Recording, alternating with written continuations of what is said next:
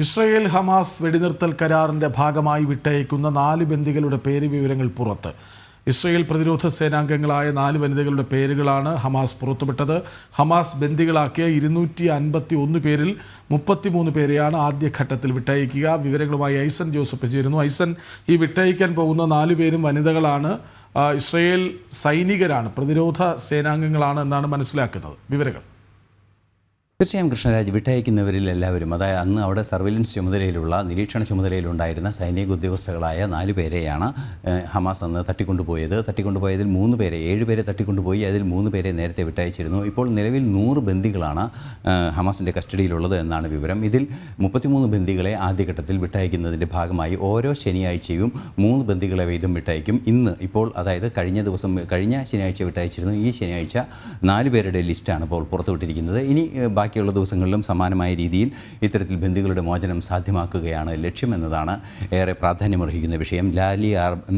ലിറി ആൽബർഗ്, ഡാനിയല ഗിൽബോ, കരീന എരിമേവ്, നാമ ലവ്യ എന്നീ 4 സൈനിക ഉദ്യോഗസ്ഥകളെയാണ് ഇപ്പോൾ ഇന്ന് തിരിച്ചയക്കുക. ഇന്ന് തിരിച്ചയക്കുന്നത് സ്വാഭാവികമായും നേരത്തെ നമ്മൾ കണ്ടതുപോലെ കഴിഞ്ഞ ബന്ദികളുടെ മോചനത്തിൻ്റെ ആ രീതിയിൽ തന്നെ റെഡ് ക്രോസിന് കൈമാറുകയും റെഡ് ക്രോസിന് കൈമാറിയതിന് ശേഷം അത് ഇസ്രായേൽ പ്രതിരോധ സേന ഏറ്റെടുക്കുകയും ചെയ്യും. ഇവർ സൈനികരായതുകൊണ്ട് തന്നെ കുറേ കൂടി കൃത്യമായ നടപടികൾ ഇക്കാര്യത്തിൽ, അതായത് സൈനികമായ ചില നീക്കങ്ങളും ഉണ്ടാകും. ഇവരെ പിന്നീട് ആശുപത്രിയിൽ പ്രവേശിപ്പിക്കുകയും റെഡ് ക്രോസിൻ്റെ നേതൃത്വത്തിൽ തന്നെ ആശുപത്രിയിൽ പ്രവേശിപ്പിക്കുകയും അവരുടെ ആരോഗ്യനില പരിശോധിക്കുകയും പിന്നീട് കൈമാറുകയുമാണ് ചെയ്യുക.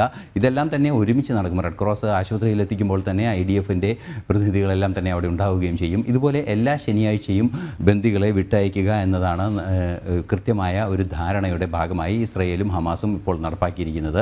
കർശനമായി ഈ നീക്കങ്ങൾ നടത്തണമെന്ന് ഈ അടുത്ത ദിവസവും ട്രംപിൻ്റെ ഭാഗത്തു നിന്നും നിലപാടുകളുണ്ടായിരുന്നു. അതുകൊണ്ട് തന്നെ പ്രശ്നം പരിഹരിക്കാനുള്ള നീക്കം ശാശ്വതമായി നടപ്പാക്കുക എന്ന ആ ഒരു ഉത്തരവാദിത്വപരമായ നീക്കങ്ങളിലേക്ക് കാര്യങ്ങൾ നീങ്ങിക്കൊണ്ടിരിക്കുന്നു എന്നാണ് ഇപ്പോൾ മനസ്സിലാക്കാൻ സാധിക്കുന്നത്.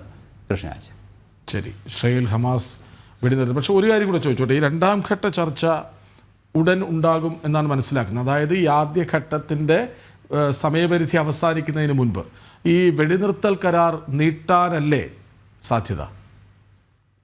കൃഷ്ണരാജ്, വെടിനിർത്തൽ കരാർ ഏതാണ്ട് ഈ ആദ്യഘട്ടവും 2ാം ഘട്ടവും 3ാം ഘട്ടവുമായി 3 ഘട്ടങ്ങളിലാണ് നടപ്പാക്കുന്നത്. ആദ്യഘട്ടത്തിലാണ് ബന്ദികളുടെ മോചനവും, 2ാം ഘട്ടത്തിൽ തുടർന്ന് മറ്റ് സൈനിക സംവിധാനങ്ങളുടെ പിൻവലിക്കൽ, അത്തരത്തിലുള്ള നടപടികൾ, അതിനുശേഷം ഗാസയുടെ പുനർനിർമ്മാണം എന്നീ 3 ഘട്ടങ്ങളിലായാണ് നടക്കുക. അപ്പോൾ ആദ്യഘട്ടത്തിൽ ഏതാണ്ട് 42 ദിവസത്തോളം നീളുന്ന ആദ്യഘട്ടമാണ് ഇപ്പോൾ നടന്നുകൊണ്ടിരിക്കുന്നത്. ഇതിൻ്റെ ഭാഗമായി പരസ്പരം, അതായത് ഇസ്രായേലിൻ്റെ തടവിൽ കഴിയുന്ന പലസ്തീനികളെ വിട്ടയക്കുന്നതുൾപ്പെടെ ഉള്ള ആ ധാരണകളാണ് ഇപ്പോൾ നടപ്പായിക്കൊണ്ടിരിക്കുന്നത്. ഇതിൻ്റെ ആദ്യഘട്ടം നേരത്തെ നമുക്കറിയാവുന്നതാണ്, 3 വനിതകളെ വിട്ടയച്ചിരുന്നു. ഇന്നിപ്പോൾ വീണ്ടും 3 സൈനിക ഉദ്യോഗസ്ഥരായ വനിതകളെ വിട്ടയക്കുന്നു.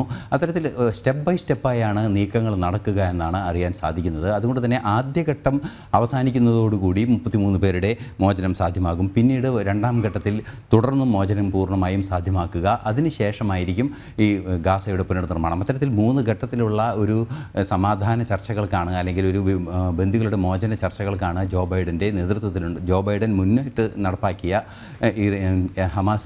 ഹമാസുമായുള്ള ചർച്ചകൾക്ക് ശേഷം ഖത്തറും ഈജിപ്തും ചേർന്ന് തയ്യാറാക്കിയ ഒരു ധാരണയിലുള്ളത് ഇത്തരം നീക്കങ്ങളാണ്. അതുകൊണ്ട് തന്നെ അതിൻ്റെ ആദ്യഘട്ടം ഇപ്പോൾ നടക്കുന്നു. 2ാം ഘട്ടം തുടർന്ന് നടക്കും. 3ാം ഘട്ടം അതൊരു സ്ട്രെച്ച്ഡായ രീതിയാണ്. 2ാം ഘട്ടത്തിൻ്റെയും 3ാം ഘട്ടത്തിൻ്റെയും സമയപരിധി സംബന്ധിച്ചുള്ള വിവരങ്ങളെല്ലാം തന്നെ ഇനിയും വരാനുണ്ട്, സ്ഥിരീകരണങ്ങൾ വരാനുണ്ട്. സാധാരണയായുള്ള ചില ധാരണകൾ 45 ദിവസം എന്ന രീതിയിലുള്ള ധാരണകളാണ്, ടെൻറ്റേറ്റീവ് ടൈമിംഗ് ആണ് ഇപ്പോൾ വന്നിരിക്കുന്നത്. എങ്കിൽ കൂടി അത് കുറേ കൂടി സ്ഥിരീകരണങ്ങൾ വരുമെന്നതൊരു യാഥാർത്ഥ്യം തന്നെയാണ്. വെടിനിർത്തൽ കൃത്യമായ ഇടവേളയിൽ നടപ്പാക്കി, കൃത്യമായ ടൈം ലൈനിൽ നടപ്പാക്കിയതിന് ശേഷം മറ്റു കാര്യങ്ങളിലേക്ക് നീങ്ങാമെന്ന നിലപാടാണുള്ളത്. അത് 3ാം ഘട്ടമായിരിക്കും ഗാസയുടെ പുനർനിർമ്മാണം നടക്കുക.